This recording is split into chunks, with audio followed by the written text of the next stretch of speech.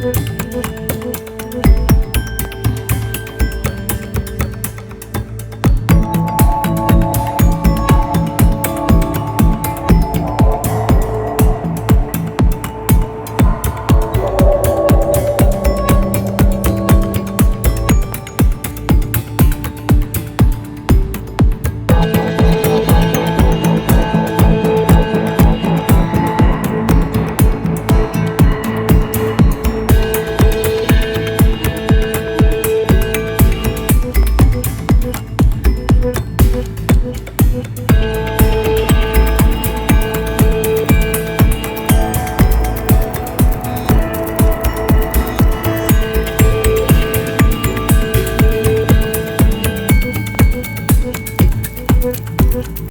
নিজেদের বাড়ি কাজ করার জন্য অন্য কোনো কাজের লোক রাখার কোনো দরকারই নেই, শুধু টাকা পয়সা খরচা। এই বলেই অজিত বেরিয়ে যায়। এদিকে কমলাও কাজে বেরিয়ে যাবে বলে রেডি হয়। কমলা বেরোতে গিয়ে দেখে তার শাশুড়ি মা তার ননদকে সমস্ত রকমের জিনিস হাতের কাছে ধরিয়ে দিচ্ছে। এই নে তোর জলের বোতল, টিফিন আর তোর ব্যাগ আমি গুছিয়ে দিয়েছি, সাবধানে যা মা কলেজ। আরে শাশুড়ি মা, আপনি তো ননদকে সবকিছু গুছিয়ে দিলেন, কই আমাকে তো কিছুই গুছিয়ে দিলেন না।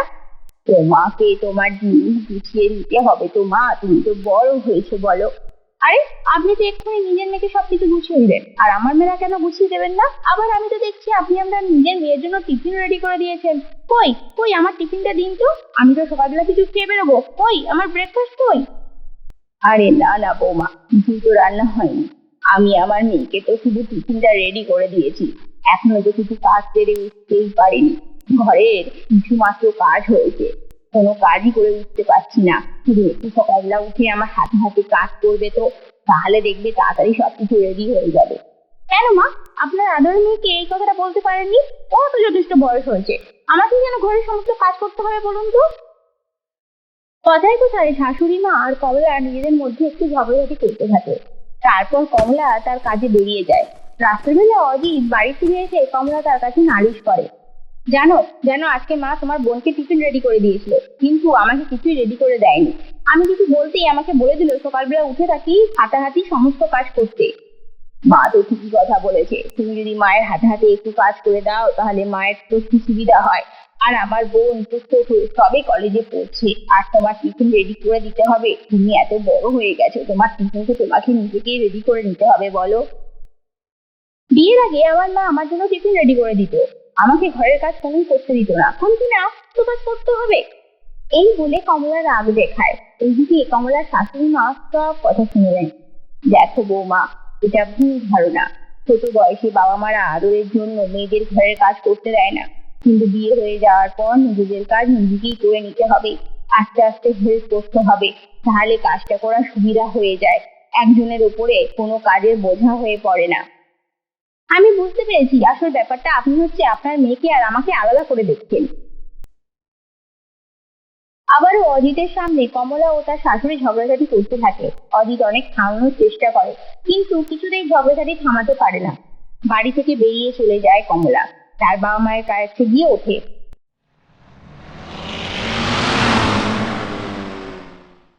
মা মা, আমি ওই বাড়ি থেকে চলে এসেছি, আমি আর ওই বাড়িতে যাবো না, আমি এখান থেকে অফিস যাতায়াত করব। আরে মা, তুই এটা কি বলছিস? এটা হয় নাকি? ওটা তো তোর বাড়ি, তুই ওখানে এখন যা, ওই বাড়িতেই তো তুই থাকবি। কমলা তার বাবা মাকে তার সাথে হওয়া ঘটনা বলে। এই সব শুনে কমলার বাবা বলে, আরে মা, ভুল তো কিছুই বলেনি, কিন্তু এত বড় হয়েছিস, তোকে তো একটু ঘরের কাজ করতেই হবে বল।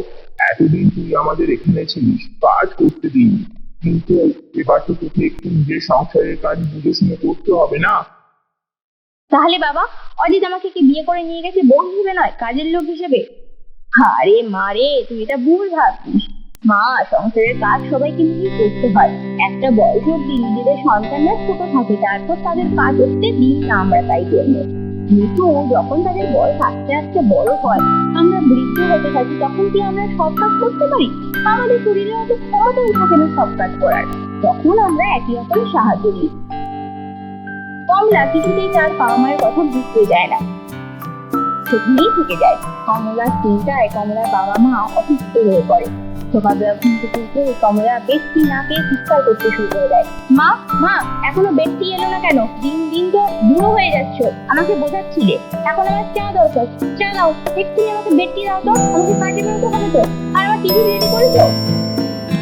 আরে তোর মা না খুব অসুস্থ হয়ে পড়েছিল বাবা, তুই আজকে তৈরি করে নিয়ে না মা। চল তোকে আমি শিখিয়ে দিচ্ছি কিভাবে জামা তৈরি করতে হয়। কমলা তার বাবার কথা শুনে খুবই রেগে যায়। সঙ্গে সঙ্গে তার বাবাকে বলে বসে, তোমাকে কিছু তৈরি করতে হবে না, আমি কিছু তৈরি করা শিখবো না, আমি চলে যাচ্ছি, আমি অফিসে বাইরে খাবার খেয়ে নেবো। এই বলে রাখলে গিয়ে অফিসে চলে যায়। অফিসে গিয়ে বাইরে হোটেলে খাবার খান। হোটেলে স্পাইসি খাবার খেয়ে তার পেট ব্যথা হয়। চা কখনই তো মুখে দেওয়া যায় না, সমুদ্রতে ঘুম বেশি, সমুদ্রতে আবার চা বেশি, তার পছন্দের সই কোনো খাবারই শরীর খেতে পারে না। দূর দূর, কি বাজে খাবার, যাচ্ছে তাই ঘর থেকে কিছু খেলেও ভালো হতো। এত বাজে বাজে খাবার খেলে আমার শরীর খারাপ তো হবেই, পেটটা কেমন ব্যথা ব্যথা করছে। সারাদিন বাইরে উল্টো পাল্টা খেয়ে রাতের বেলায় ঘরে ফিরে আসে। আর ঘরে এসে কমলা ভীষণ পেট ব্যথা হয়। সহজেই বাবা, আমি ফোন করতে বাধ্য হয়েছি, আমারও তো খুব শরীরটা খারাপ, তোমার শ্বশুরমশাই আমাকে নিয়ে পড়েছে।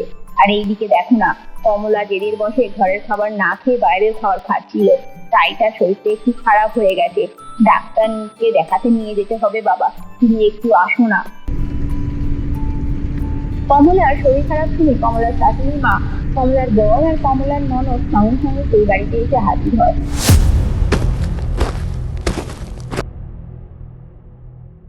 আরে বিয়ান, আপনি তো আমাকে বলবেন আপনার শরীরটা খারাপ, তাহলে তো আমিই চলে আসতাম, হাতে হাতে আপনার সংসারের সমস্ত কাজ করে দিতাম। দূর বেয়ান, কি যে বলেন, আপনার নিজের সংসারের কাজ ছেড়ে এক্ষুনি আসতেন, তাহলে আপনার সংসারে কি হতো বলুন তো? তা কিছুই হতো না, সব মিলেমিশে ঠিক হয়ে যাবে। আচ্ছা, আগে অজিত বাবা, তুমি এক কাজ করো, ডাক্তার ডেকে আনো, কমলাকে আগে ডাক্তারের কাছে নিয়ে যেতে হবে। তারপর আমি ঘরে কিছু হালকা রান্না করছি, সবাই বুঝি সকাল থেকে না খেয়ে দিয়ে আছে এইসব ব্যাপার নিয়ে। খাওয়া দাওয়া করে টাইম মতো ওষুধ খেতে হবে, বাইরের খাবার খেয়ে কি হাল করেছে শরীরের মেয়েটা। এই বলে কমলার শাশুড়িমা রান্নাঘরের দিকে চলে যায়। শাশুড়িমায়ের কথা কমলার ননদ তার পিছু পিছু চলে যায়। দুজনে মিলে হালকা ভাত, ডাল, আলু ভাজা, মাছ ভাজা রান্না করে। কমলার ডাক্তার এসে কমলাকে বলে, কদিন বাইরের উল্টো পাল্টা খাবার খাওয়ার জন্য তোমার শরীরটা এত খারাপ হয়ে গেছে। বাইরের খাবার খাওয়ার কোনো দরকার নেই, ঘরের তৈরি খাবার খাবে। ঘরের খাবার খাওয়াটা খুবই দরকার। যারা প্রত্যেকদিন কাজে বাইরে যায় তাদের খাবারটা একদমই বাইরে খাওয়া উচিত নয়।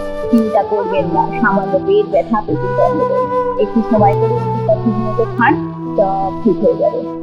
আমি বুঝতে পেরেছি একে অপরকে সাহায্য করাটা কতটা দরকার ছিল। আমি ভুল ছিলাম, আমি রাগ দেখিয়ে বাইরের খাবার খেয়েছি। এখন আমার শরীরটা ভীষণ খারাপ করছে, আমি বুঝতে পেরেছি। আমাকে তোমরা সবাই ক্ষমা করে দাও। এরপর ডাক্তার কমলাকে ওষুধ বুঝিয়ে চলে যায়। তারপর সবাই মিলে ভাত ডাল খেতে বসে। আরে বেয়ান, আপনি তো খুবই ভালো রান্না করেন। হ্যাঁ হ্যাঁ, ওই আর কি, একটু যা পারি, তবে এখন আর আগের মতো পারি না, বয়স হয়ে গেছে তো। এখন যে আগের মতো তাড়াহুড়ো করে রান্না করতে পারি। আর মা কমলা তুমি সেদিন খুব ভেবেছিল, সেদিন আমি আমার মুখে টিফিন প্যাক করে দিচ্ছিলাম না, আসলে টিফিন প্যাকটা করে নিয়ে আমি দিয়ে আর চানাচুর দিয়ে দিয়েছিলাম। তাড়াতাড়ি ঘুম থেকে উঠতে পারিনি, রান্না করতে পারিনি, শরীরটা ভীষণ খারাপ ছিল। তাই বাচ্চাটা না খেয়ে যাচ্ছিল, কলেজে তাই চানাচুর আমি দিয়ে দিয়েছিলাম, বলেছিলাম বাইরে কিছু খেয়ে নিতে। হ্যাঁ রে বেয়ান, আমাদের এই বয়সটা কেউই বোঝে না। আমাদের শরীর খারাপ হলে আমরা যে কি উপায় করে করতে একমাত্র আমরাই জানি। নিজের সন্তানরা না খেয়ে কাজে চলে যায়, কিছু কষ্টটাই না লাগে। কিন্তু আমাদের তো বয়স হয়েছে, আমরাও একটা সময় একটু দৌড়ঝাঁপ করে সমস্ত কাজ করতে পারতাম, তারপর এখনো পারি না। এই সময় যদি কেউ একটু সাহায্য করে মন খুব ভালো হয়, আর তাড়াতাড়ি কাজটা সারাও হয়ে যায়। যেমন বেয়ান আজকে এসে আপনি এই রান্নাটা করলেন বলে আমরা খেতে পাচ্ছি, এই ভাত ডাল খেতে পাচ্ছি, নয়তো হয়তো মুড়ি বা শুকনো পাউরুটি খেয়ে কাটাতে হতো। ঠিকই বলেছে কমলার মা, নয়তো আজকে জল আর রুটি খেয়ে কাটাতে হতো আমাদের। বা আমি বুঝতে পেরেছি আমারও কিছু একটা ভুল হয়েছে, ছেলে হয়েছে যে কি হয়েছে, আমারও উচিত ছিল ঘরের হাতাহাতি কাজ করে দেয়া। এরপর থেকে আমি উঠেই সকাল সকাল ব্রেকফাস্টটা তৈরি করে দেবো। মা, আমারও ভুল হয়েছে, বুঝতে পেরেছি। আমি সেদিন থেকে যদি পার্টনারের দিতে তো আমাকে একটু শিখিয়ে দিতে হবে, কিন্তু শাশুড়ি মা, আমি বলছি আমি সবই করবো।